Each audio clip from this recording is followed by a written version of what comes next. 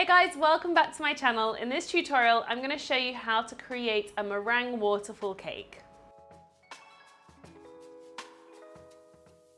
So this is one of my favorite decorations on a cake, and I haven't actually done it on YouTube yet. It's to make Italian meringue and then apply it to the cake and blowtorch it. So what I've got here is a ready coated 6-inch cake that I've covered in a white layer of Swiss meringue buttercream, and it's been chilling in the fridge.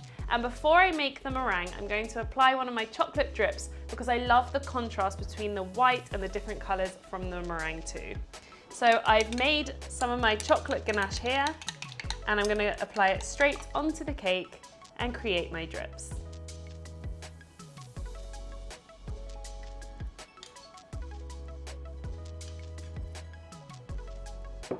And I'm going with my palette knife method just because it's my favorite.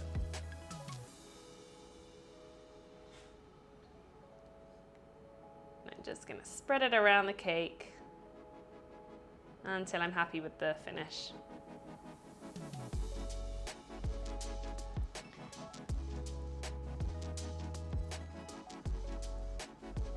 Nice and easy. So I'm going to leave this to one side for it to set and get on with the meringue. So Italian meringue is the same quantities as Swiss meringue. It's double the amount of sugar to egg white, but instead of heating it over a bain-marie, you actually want to make a sugar syrup. So what I've got here is a small pan with my sugar and water in, just enough water to cover the sugar, and then I've got my egg white ready to go in my mixer bowl with a whisk attachment. Now, every egg white is different, so I weighed out this egg white, which just so happened to be 40 grams, and so I used 80 grams of sugar.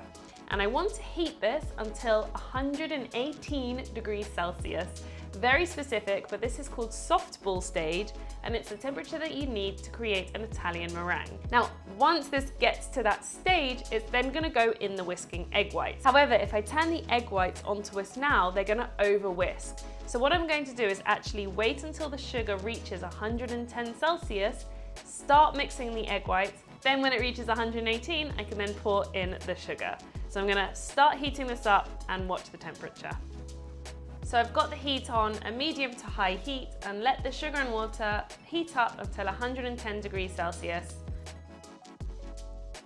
Once it reaches 110, I can start whisking the egg whites on a medium to high speed to get them nice and fluffy.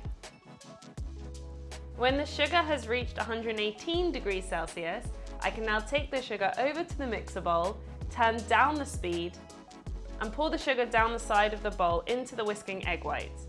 Once all the sugar's inside, I can put the speed back up and wait for the Italian meringue to form.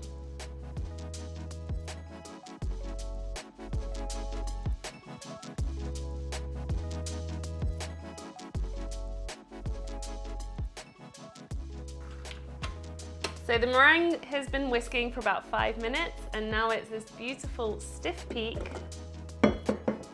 like so.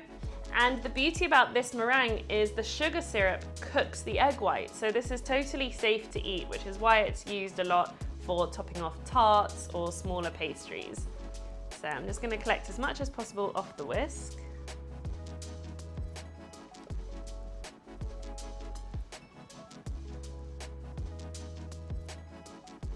So there is some harder pieces of sugar on the side of the bowl, so I don't want to scrape them in because I don't want anyone chewing on those hard bits of sugar. So I'm just being careful not to go too hard around those areas. But what I have is a nice lot of meringue that's ready to go onto the cake. So as always, I'm going to choose my front, quite like these drips over here. And the idea is that I'm going to create a waterfall. So I'm going to start at the top and then bring the meringue down. So I'm going to actually go on with my rubber spatula first and just place it on the top. And you can just see how thick and wonderful this meringue is. I'm just going to use the spatula to kind of spread it out. And I've actually got my palette knife as well, and I can help the meringue off the spatula and start training it to where I want it to be. So like I said, it's going to start on the top and then work its way down.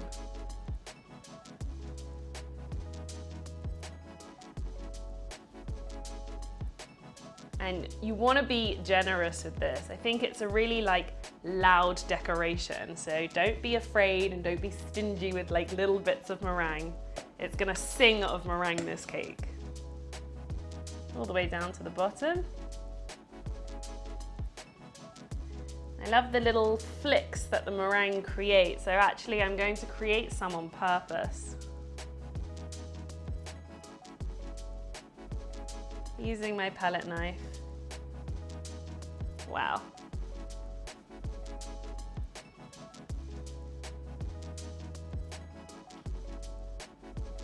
Okay, so I just think that looks amazing already. It's got loads of texture, but to enhance the texture, I'm actually going to blowtorch it.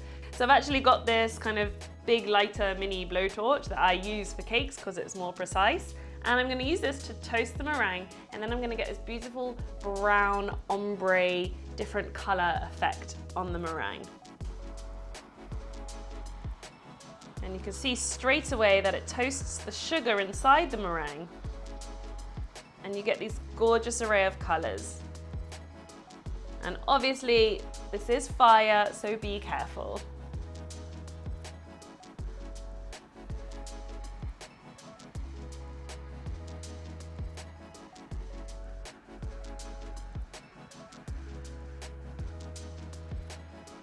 And you can hold the burner in places for a little bit longer if you want a darker meringue. Just careful because it burns quite easily.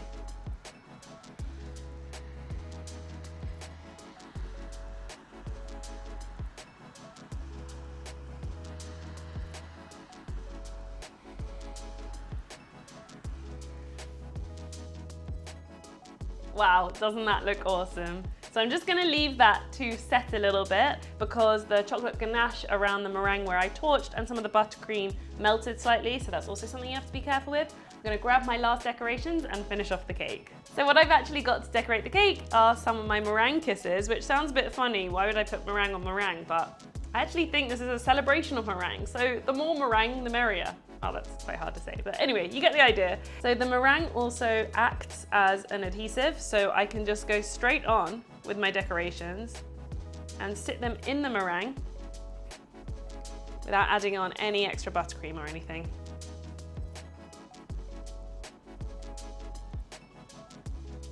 I think they look really cool coming out of the cake. And it's an extra pop of color too. And then I've got some beautiful fresh flowers, which will add even more color.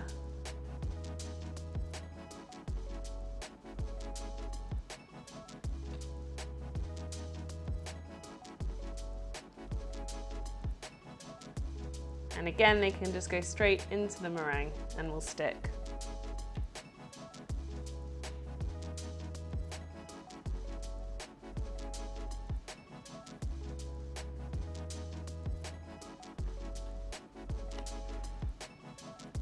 And then finally, to top it off with some gold leaf. I love the balance of gold leaf with torched meringue. It just adds to this like golden and brown color scheme. And even put some on the meringue.